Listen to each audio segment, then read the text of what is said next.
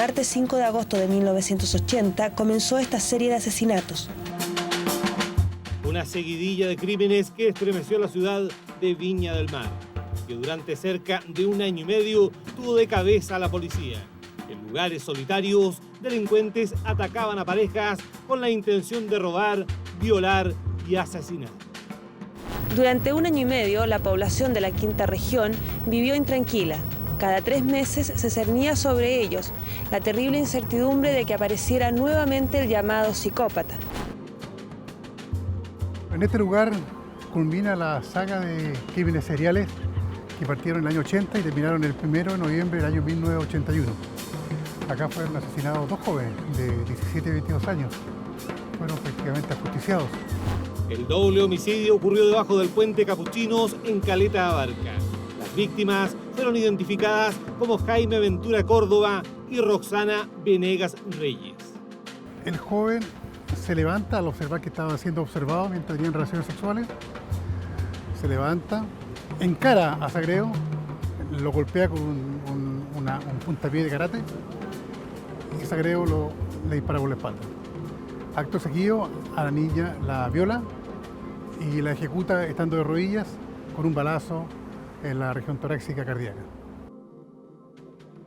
Un automóvil Mini colgando en la Plaza Bellamar, ubicada en el Cerro Esperanza y a punto de caer sobre la Avenida España, fue el primer indicio de que había un asesino suelto en la ciudad jardín. Era agosto de 1980 y el crimen de Enrique Gajardo Casales fue solo el primero de una larga lista de homicidios. El asesinato del médico Alfredo Sánchez Muñoz y la violación de su pareja, delitos cometidos en noviembre de ese año en el sector de Laguna Sausalito, permitieron confirmar que en realidad se trataba de una dupla criminal. Hay antecedentes de delitos menores, por decirlo de alguna forma, que eran robos, delitos sexuales en la vía pública, y que daban cuenta de los perfiles psiquiátricos de estos dos imputados. Uno que eran fundamentalmente voyeristas y 2 que cometían robos, y que su forma de operar se realizaba fundamentalmente en lugares donde acudían parejas de enamorados. Ante la menor resistencia eran atacados con disparos de arma de fuego. Entre agosto de 1980 y noviembre de 1981, los psicópatas cometieron 10 homicidios y 4 violaciones.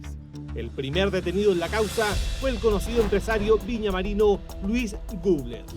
Que incluso apareció en los testimonios, en declaraciones extrajudiciales, reconociendo participación. Después él dijo que lo habían torturado y que no tuvo nada que ver, y la justicia le dio la libertad, indicando que no tuvo participación alguna. Pero ese personaje vivió después un infierno en vida, porque ante la opinión pública nunca pudo limpiar su imagen.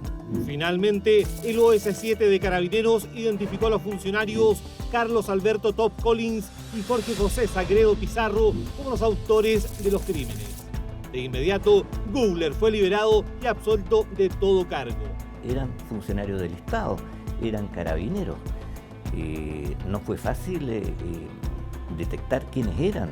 Al final, un carabinero entró en sospecha respecto de Sagredo, especialmente por algunas actitudes que tuvo, y ahí empezó a desenredarse esto. En ese tiempo, en Carabineros y en investigaciones, esas instituciones estaban al mando de personajes siniestros, entonces era muy difícil que un caso como este saliera a la luz pública. El caso provocó una enorme conmoción pública y el Poder Judicial designó a Julio Torres Ayú como ministro en visita. Me tocó instruir el sumario y después acusarlo y sentenciarlo, que la verdad que no había otra posibilidad que sino aplicarle la pena de muerte, porque eran tantos delitos con agravantes, y así que era la pena que correspondía, y uno tiene la obligación de aplicar la ley, sea partidario o no sea partidario de la pena de muerte. Durante su indagatoria, el magistrado interrogó en múltiples oportunidades a los imputados y también realizó careos entre ambos con el fin de confrontar sus versiones. Sagredo era un hombre muy primitivo, ¿no? En cambio Top Collins era que siempre tenía explicaciones para las cosas y trataba de desviar la investigación a otros puntos. Tanto así que se enemistaron entre medio, porque cuando Top Collins empezó a negar su intervención, Sagredo se enojó. Incluso en una oportunidad los tenía yo ahí declarando y hubo un altercado que se puso violento Sagredo y golpeó y hubo que separarlos. Así que desde ese momento cada vez que los interrogaba iban bien engrillados, digamos, con las piernas y las manos. El ahora retirado ministro Torres recuerda que durante los interrogatorios Jorge Sagredo aportó información clave para el total esclarecimiento de los crímenes. Me dio datos Sagredo, porque, por ejemplo, fue una época en cada oportunidad generalmente robaban relojes. Y me acuerdo que Top Collins le regaló un reloj a una de estas mujeres que estaban comprometidas. Y fueron incluso a hacer una investigación los S7 a Punta Arenas.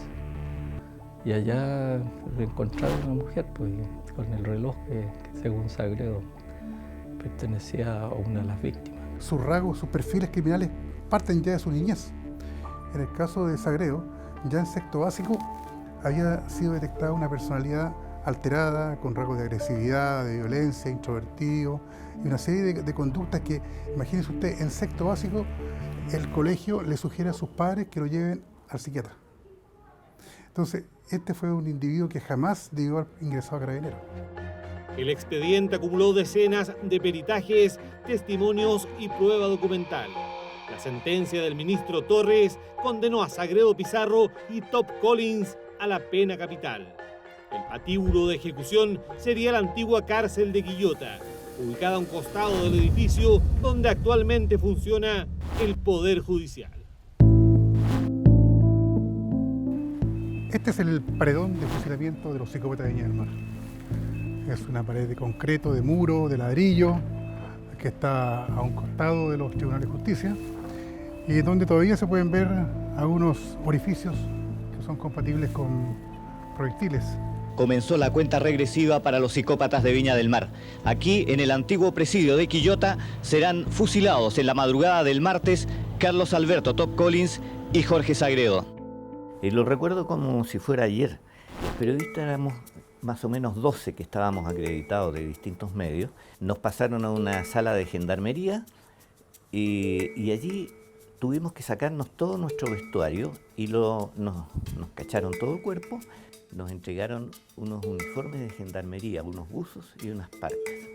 Y pasamos al patio de la cárcel de Quillota y vimos que en un rincón había una especie de un mini teatro. Yo me senté y había un silencio sobrecogedor. Inmediatamente comencé a sentir a lo lejos unas cadenas que se arrastraban en el pavimento de la cárcel. Cada uno quedó frente a un poste, un pequeño taburete donde los sentaron, les amarraron el cuerpo y el rostro contra el poste. Inmediatamente avanzó un médico que les puso a cada uno frente al corazón, se supone, un pequeño papel con pegamento color naranjo. Se retira el médico y entran los fusileros de gendarmería con zapatillas, corriendo. Se supone que con zapatillas para que los condenados no sintieran el sonido como avanzaban sus fusileros. Sin embargo, el silencio era tan grande que se sentía todo, se sentía hasta la forma de respirar de ellos.